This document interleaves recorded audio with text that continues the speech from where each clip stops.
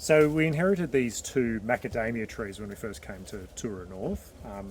A bit of background on macadamia is you've probably had the nuts, but they're from the Proteaceae family, which is also got plants like Banksia, which a lot of people have in their gardens, and they're normally found in Queensland and northern New South Wales.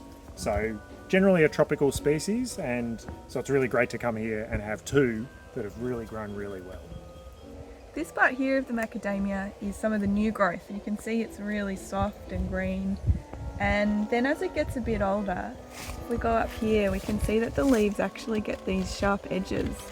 And luckily they do, because it's only really because of that change in shape that we know that this is a macadamia and not a pittosporum. Now, we love macadamias, have them in a white choc macadamia cookie.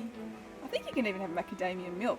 And we found out the reason that they're so delicious is they're actually 70% fat, but the good fats, of course. So here we have an immature nut that's fallen from the long hanging strands of fruit, and then also we have a mature one where the outer casing has cracked open. So the great thing about having these two macadamia trees is that they're actually really productive, and I think this year we got about 3 kilograms of macadamia nuts off both of the trees. And they're producing so many nuts that they actually just roll down the hill, and there's little seedlings coming up here and there. So we've got heaps of nuts. The problem is that macadamias tend to be probably the hardest nut to actually crack, I'm going to say, in the world. It takes about 2,000 tons of force to actually crack one open.